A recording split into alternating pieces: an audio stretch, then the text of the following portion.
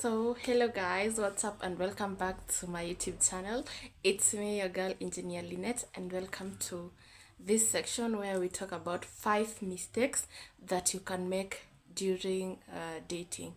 So, these are mistakes that I have personally made, and I feel like this has been a rabbit hole for me. I have dated several guys before. I have several exes, and so I kind of know one or two mistakes that you can make when you're dating somebody, guys. So without no further ado, let's get into the video. So the first mistake that you can make is buying all these outfits. You want to buy a trouser, you want to buy new shoes, you want to buy everything new, you want to buy new makeup, new jewelry, you just want to buy new things, while really you can use the clothes that you already have to go on that first date. I'm not saying you should look bad on your first date, because obviously first impression matters. Okay, if I see you and you just look rugged, you look like you put no effort in your dressing or something, I might not take you seriously, so what I'm saying is that people, when they go on these first dates, they want to buy clothes, very expensive clothes, they want to buy very expensive shoes, while really that is not really necessary. You might be going on this date and this person is not even interested in you. They just want to have sex with you, and that's just it. And most probably they don't even put, especially men don't put an effort in their dressing. Like, you can't find a man putting on makeup, buying clothes to impress a girl. It rarely happens. It mostly happens with girls. You go out of your way to wear expensive makeup, wear expensive clothing, only for the date to flop, and that's how you've just spent your money on basically nothing. And then you come and find out it was even not worthy. So the first mistake you can make is spending so much money on your makeup and clothing and all that. Number two is accent. Oh my god, this is a mistake that I've done once, and I always get like secondhand embarrassment when I think about this, because this mistake I made back then. I was still new in this like dating scene. So I went to this guy's house and I put on a full on Tanzanian coasty Mombasa-ish accent. Oh my god, I was so embarrassed. I think about that thing up to today, and I am so lucky I learned from that mistake. I will never do it. I put on a Tanzanian accent. I was forcing myself to speak like perfect Swahili. Oh my god, it was so bad. There are people who want to fake Jamaican accent, Black American accent, but while you just you don't know how to do it. So that's something else that you should check on. Don't fake your accent. Go there, be the real you. Yeah, so that is number two. Don't fake your accent. If you've done this mistake, I have done this mistake. I've also done the first mistake. That's why I was telling you, like, guys, don't spend on clothing and makeup just to impress a person. Number two, don't fake your accent. Number three, I really don't advocate looking for a partner on all these dating sites. I don't know, there's just a way in which I just feel you will kind of attract perverts and maybe people who have like sexual assault records.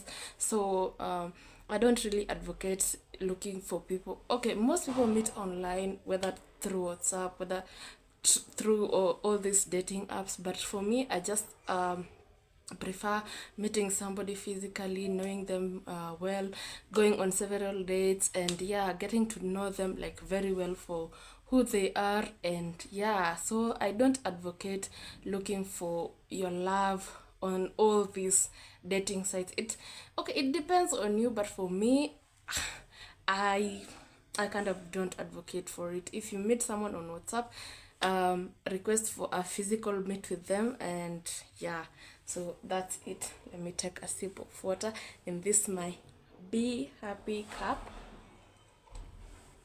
The next dating mistake that you can make is revealing too much about yourself on the first date. People don't need to know that you have a mental health disorder. People don't know what you like eating. People don't know don't necessarily need to know how much you're making. People necessarily don't need to know that probably you're a detective or you're an engineer or you're a doctor. No, stop revealing so much about yourself. If you go on a date and you're the one constantly talking and talking and talking and talking, you might mistake this person for a listener. The listener, they might, jump into conclusions about yourself, about you, and you might just spook them, and they will just, run away. They won't want to be there with you. Or if you promise something and you didn't fulfill it, say you promised to bring flowers to your date and you didn't bring it, just means you're not a person of your word, which is, not quite welcoming. So when you go on these dates, somebody doesn't need to know your body count. Like, for real, just keep quiet about it. Even when you're dating, even if you've known this person for more than 5 years, please don't reveal your body count. Just just they don't even need to know whether you're a virgin or not. Okay, just tell them you have an ex and they will, fill the blanks for themselves. Otherwise, you don't need to reveal so much secrets about yourself. You're just attracting negative energy, and someone might leverage that, and they might use that to their own advantage. So stop talking too much. Yes, just talk about your hobbies, what you like, what you don't like, and yeah, get to know each other. Stop treating a date like a job interview, like, oh, how much do you earn, where do you like going, how do you spend your weekends. Like, no, just let the person know your hobbies. Do you like dancing? Do you like painting? Do you like, motivational quotes? Like, what do you like? Okay, yeah, don't reveal so much about a person. Another thing I would want to add onto this is, don't tell the guy the type of person you want. Okay, there's this person I was dating in 2019, and I just told them right off, I don't like drunk guys. I don't like guys who take alcohol. They can be rowdy, they can be violent, and all that. And for some time, when we were dating, I didn't see that he wasn't drinking. He was sober most of the time we were together. But his friend revealed to me that he's a drunk. He showed me videos. And uh, all of a sudden, I just lost interest, because I already told him that I don't like drunk people. So for him to like woo me to his side, he just pretended he doesn't drink, while he's a very, bad drinker. So it goes hand in hand with not revealing too much about yourself. You might be revealing something, and somebody is just a predator. He's just waiting for the right time to come and snatch you. And yeah, I don't know which number we are at this point. So the next point is, please don't go to a man's house on the first date. Please, please, please. I don't know. Yo, my men, my odogus, please comment down below. What is it about you when a lady comes to your house, you start feeling that, oh, you're entitled to sex, you're entitled to, it's like it's an automatic yes to being touched. That is something that really it really kind of disappoints me every time I go to a man's house and they start touching me. They start, I don't know, doing things that are not really nice. And yeah, so please, ladies, don't go to a man's house on the first date, and please try meeting this person in an open area, an area where very many people are. Don't meet in close, because you don't know this person. So try and meet this person in a very open environment, so that everything will go well. And yeah, it goes hand in hand with not meeting this person in his house, because again, you might be rewarded. You might, yeah, things happen out here, and how femicide is. Another thing I've said, but I have not really emphasized on this, is don't treat your date like a job interview. Like, treat your date as if you're telling a story. Yeah, he doesn't really have to know how old you are. You just need to tell him a fun story, not like a job interview. How much do you earn? I don't know. Don't. Yeah, I hope I'm making sense. Don't make your dates don't treat your dates like you're doing a job interview. Okay, just compose yourself, go to this date when you're prepared, take a shower, brush your teeth, wear ordinary looking clothes, look beautiful, wear your jewelry, and I mean, if you get the right person, yeah, good for you. And if you don't get the right person, you will just know right from the first date. If you follow all these things that I've told you, yeah. If you have anything that you need to add, please feel free to do so in the comment section.